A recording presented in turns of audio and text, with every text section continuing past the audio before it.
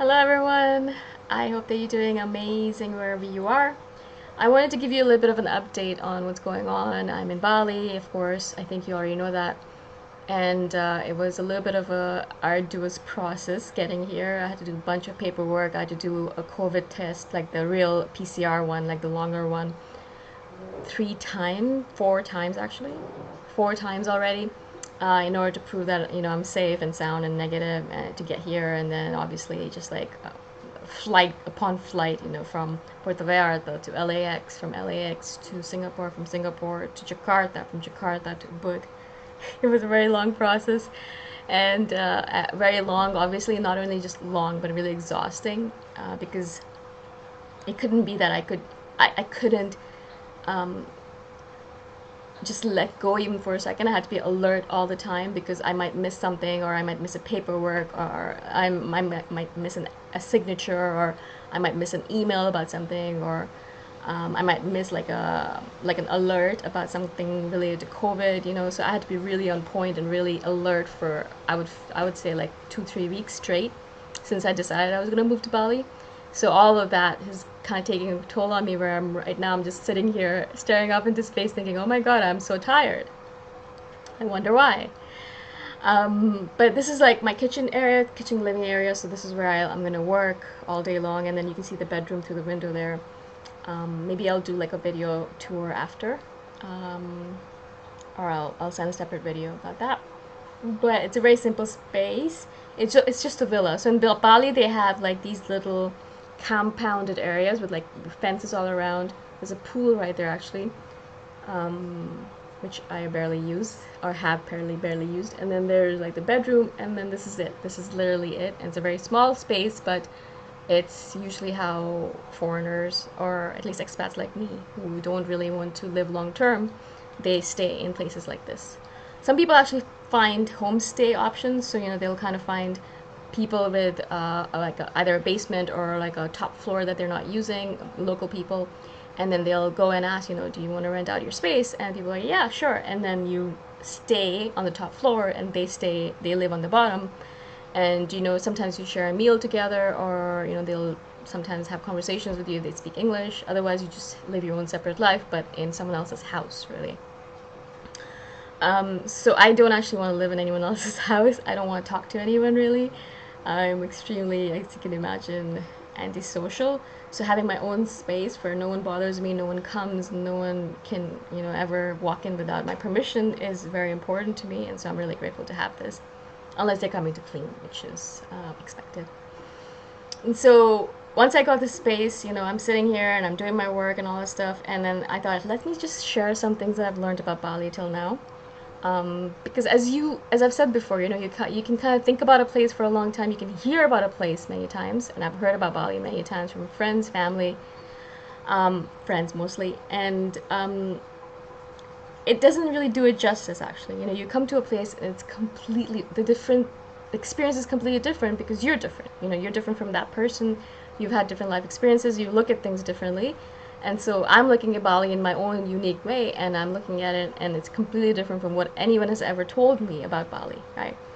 And so I really am grateful for the opportunity that I can come here and experience it, because I would have always had this bias, I think, against Bali, because a lot of my friends have biases against Bali. And a lot of times it's basically one of the main things that they say a lot about Bali is that they have a lot of pseudo spiritual people here, meaning that there's lots of people who are pretending to be spiritual but are not actually spiritual, or they're just using spirituality as a way of getting away from the real world, things like that. And so I would hear that a lot, and I didn't know if it was true or not. I don't know yet if it's true or not. I haven't met that many people outside. I haven't been talking to that many people. I've just been doing my own thing, just been really relaxing and rejuvenating myself by myself. Maybe it's true, maybe it's not, I have no idea. But really, who are we to judge, right? Who is really, really spiritual, and who is to say what's spiritual and what's not spiritual? So there's so many different paths up the mountain. So I have no idea, but maybe it's true, maybe it's not. And but I'm not one who's going to judge, because really my spiritual path is very pseudo sometimes as well. Oh gosh.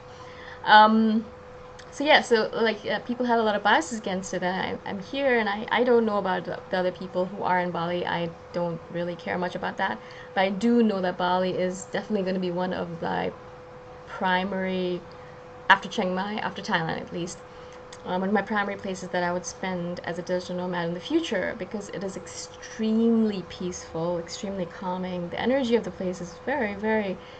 It's a tropical island, and so lush. It's so lush. It's just so green. You know, you look at those pictures and you think, oh, they must have photoshopped it. No, they did not. It is extremely lush. The green here is unlike any green I've ever seen. It's so green, and there's so much of it. There's so much greenery, so much vegetation, so many plants and trees. It just boggles the mind, and it's just so fresh, the air, and it's so humid. You can tell I'm like sweating, which makes sense. It's tropical. It is basically they've kind of cut through the jungle to make a little bit of a city here, but the jungle is very powerful and it just overtakes everything, right? And so it's very lush, beautiful, gorgeous. The energy is very calm. People are really nice, really, really kind and generous and caring. And they, because there's so many expats here, and they're just so used to foreigners. A lot of them speak English, so it makes it, everyone almost speaks English, so it makes it very easy. Or they try at least. They're not afraid to try. They'll know one word here or there. Even if it's give me money. Actually, a lot of beggars, that's all they say. Give me money, give me money. And I'm like, this is so funny. Who taught them to say this? Um, and so, you know, it's easy, so you can navigate to the place very easily. Everyone speaks English very well. There's also huge natural foods and natural goods market here, because they make a lot of these things here. So a lot of the food that I purchase is actually grown here. Obviously, the fruits and vegetables. And a lot of it's grown organically, which is great, and it's really cheap, even though it's organic, and it's delicious, obviously. But also, in general, as much as possible, Balinese people are very much about environmentally friendly items. So you'll notice every restaurant you go to uses metal straws. It's like very rare to see a plastic straw, or they'll just avoid the straw completely to protect the environment. Very rare that they give you reusable containers. Plastic containers. You know, they usually give you either containers made of paper or compostable material, so that you don't feel bad about taking stuff away, but mostly they'll avoid that as well. I remember going into this one restaurant and I was like, can I take a smoothie to go? And they're like, well, we have this reusable container, and you put a 50,000 rupiah deposit on it.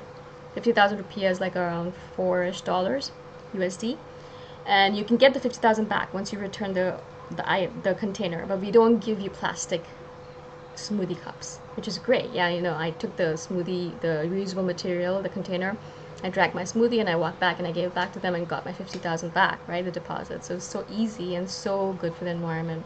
Of course, it creates an extra step for them because they have to wash the container. Even if I've washed it again, I'm sure they'll wash it again, but still, it's like good for the environment. So it's great. They do care a lot about the environment here. And then I notice that everywhere I go, they have natural shampoo, natural conditioner, natural body soap. Everything's like very much natural, and it's just a natural thing for them. Like, it's not like, oh, I have to ask for it, or that I was like requesting it. It's just the way they set everything up. Everything's made of very much natural material as well. Like it's very much made of wood or fabric. So it makes it feel like I mean, I love that stuff. I love wooden villas. I love natural materials. If I could just live in a place like this forever, because I just love it so much. So again, it gives you more of a feel of kind of living in the jungle or in the forest rather than being in the city. But the city is very much a city. So if you do drive just 10 minutes from here, it is, you come to stores like KFC, well, not really in Ubud, but in Denpasar, which is the nearest big city. And yeah, they have KFC and McDonald's, and that's like a half an hour to 40-minute drive by motorbike. And they have Reebok and Skechers and all the stores that you think of a big city. I think even Ubud has some like McDonald's and things like that. So it's still not like a village, even though it has a feel of a village. It's still very much like a small city or town, smallish city. So it kind of gives you that feel that you still, even though you're in the jungle, you still can go a little bit further and just experience city life a bit, which is what I've always wanted, to have that balance between living in a very like foresty, natural wooded area, but then being able to go very quickly to a city like area and then experience city life as well. So I don't want to, I want both, the good of both worlds, right? And so that's something that I wanted to share with you. And also, the last thing I would say is that it's very rare that people will cheat you here. Like, it's so, I mean, I haven't experienced it yet. Like, even when there was a potential that they could have cheated me, they didn't. You know, they were honest about things. So it's really nice to notice that. Even Thailand was the same, so I really love that. And so I think they believe a lot in karma here, of course. It's a Hindu island, Bali, even though Indonesia in general is Muslim, but Bali itself is Hindu. But I think they believe in karma, perhaps, like Thai people do. So, you know, why cheat someone when it's just gonna come back and bite you in the bum yourself, right? So, like, you know, be kind, be good, do good, things like that. So that is really pervasive in the culture here. That's what seems like to me. Those are the few things that I wanted to share with you this time around. I'm sure I'll do another video about what else comes up for me. I've just gotten here. It's only been a month, and it takes me about 2-3 months to really adjust to a place and really feel like I'm getting into it and going to the events and things like that. So I'm sure I'll share more with you in the future.